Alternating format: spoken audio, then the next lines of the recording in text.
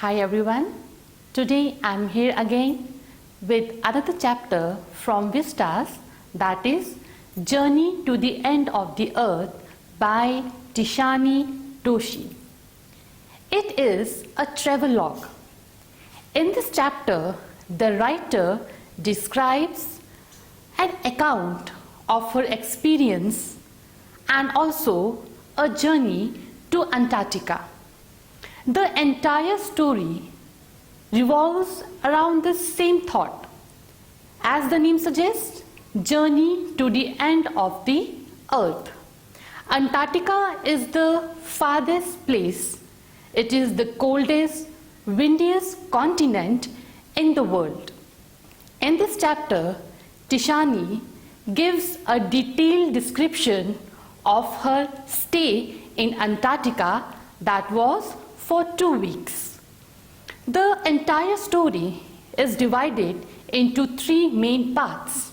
If you see the chapter, then you will find that in the beginning session, it is mentioned part of history.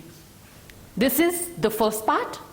Second part describes human impact. And then comes the third part, that is walk on the ocean. So this story highlights these 3 parts which completes the entire story. Her journey to Antarctica.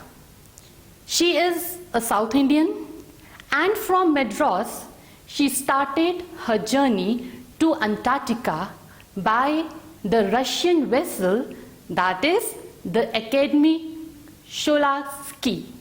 This is the name of that Russian research vessel. 52 persons accompanied with her. While he was traveling to that place, Antarctica, before stepping down, she traveled almost 100 hours. And in that 100 hours travel, it was a combination of a car, an aeroplane, and a ship. When she reached that place, first of all, she has that feeling of relief and then wonder. She wondered that how could India and Antarctica both were part of the same landmass, that was Gondwana. During her travel, she came across so many things. 6 checkpoints, many ecospheres, 3 water bodies, and 9 time zones. Finally, he reached Antarctica. And after reaching Antarctica, she gives a description of the entire place. We all know that this place, Antarctica, covers almost 90% of volumes of ice in the entire world. If you will see the pictures of Antarctica, you can only see sheets of ice, glaciers all around. And in the first part, that is part of history, a description is given of a supercontinent, that is Gondwana. Things were quite different at that time. Humans were not there. The atmosphere or the climate was much warmer. You could see a huge variety of flora and fauna. Then, with the passage of time, it was a time when dinosaurs disappeared and the age of mammals began. In this way, the landmass was forced to divide into different countries, which you can see in the globe nowadays.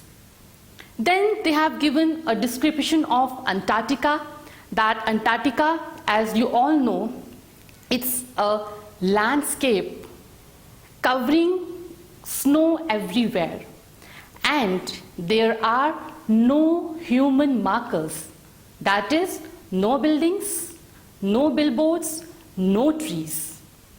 And the climate is changing day by day.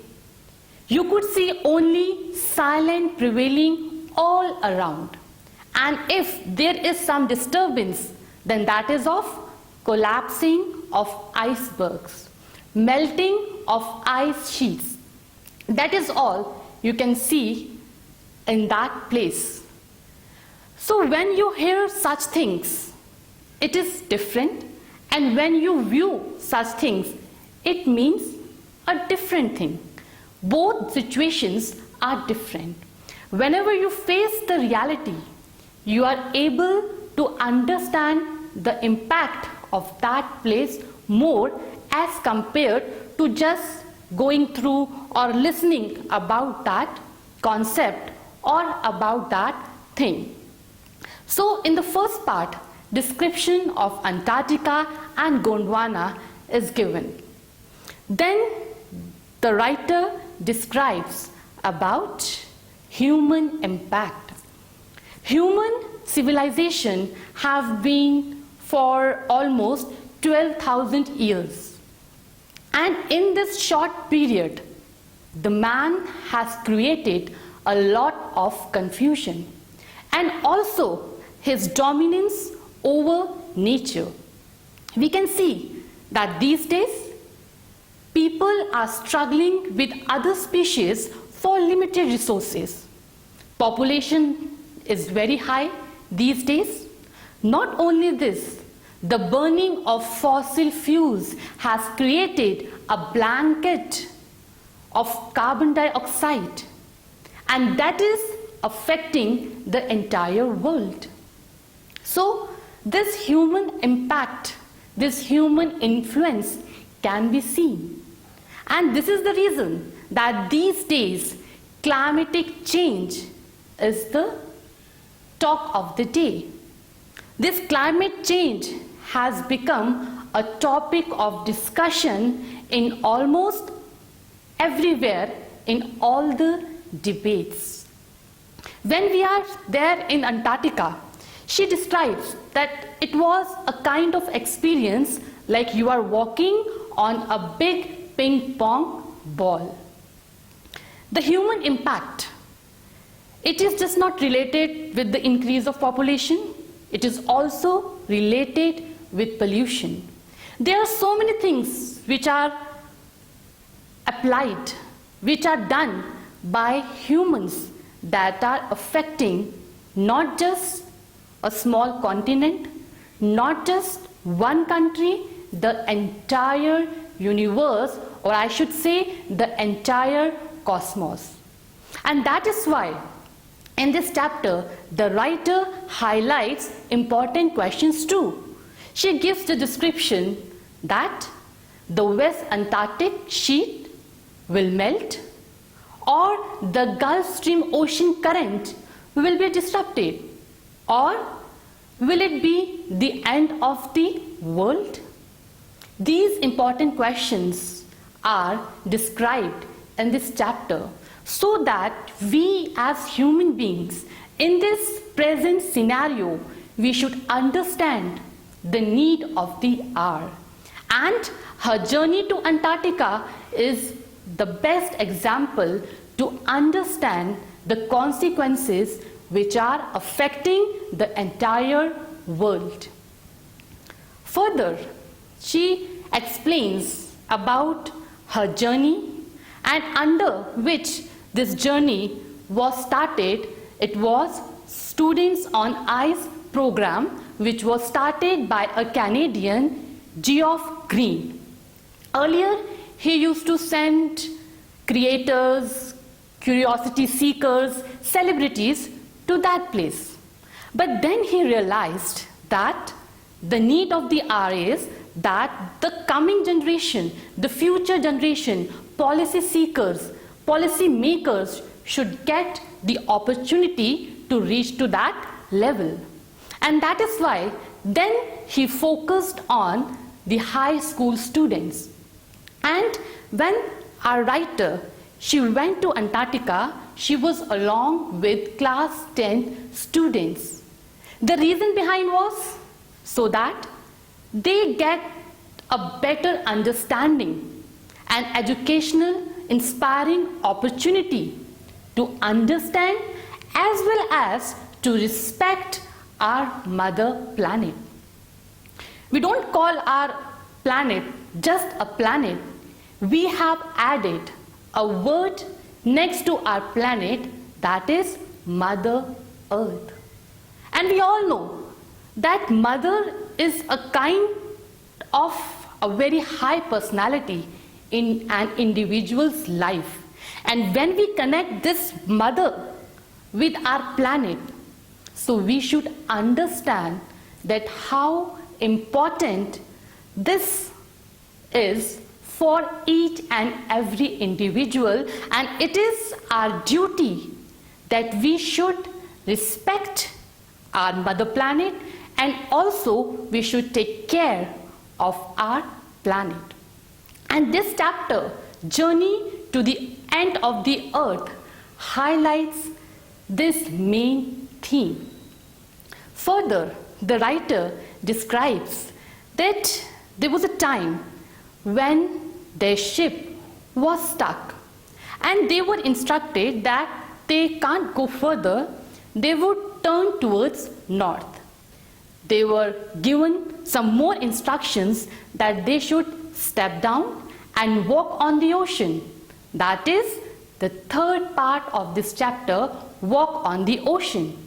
That means they were walking on that sheets of ice. Below that, ice layers were present and also salt water. There she gives a very beautiful description that she saw crab-beater seals. They were stretching and sunning themselves in the sun as if the street dogs behave under the shade of a banyan tree. So there is a kind of connectivity. Another important thing, she gives an example of phytoplankton. These are single-celled plants, and these plants, they are involved in the process of organic compounds. They use the energy and they are involved in photosynthesis. So here the writer wants to highlight one important thing, that it is very essential to take care of small things. Then the big things will automatically take care of themselves. Because if these phytoplanktons, they are affected, then what will be the result?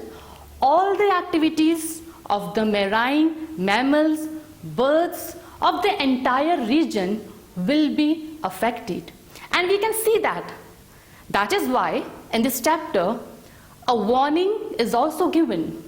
Scientists, they have warned that a further depletion in the ozone layer will have far-reaching consequences.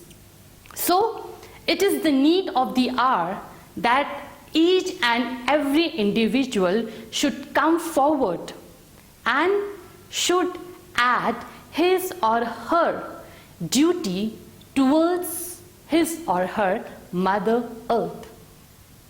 In the last, she also describes that after 2 weeks of stay in Antarctica, when she came back, still she was wondering of the place. She was still in the same thought. She was involved. Whatever she has seen in that area, it was revolving around. So many thoughts arose in her mind that if in a million years so much can be done, then what about a single day? Yes, even a single day can make a big difference. And she knows that these students, those who have that idealism to save their motherland, to save their Mother Earth, they are definitely going to utilize, and also the experience they had in that place, it's going to add in the care and concern of our Mother Earth. And today, students, when we all are studying this chapter, it is not just a chapter, it is not just a lesson in your course, it is the reality, it is the present situation that is present, and each and every one, the entire world is affected by it. So it is our duty to put a step forward and save our country, our motherland, and the entire cosmos. This is all for today. Thank you. Like, please subscribe and press the bell icon. Thank you once again.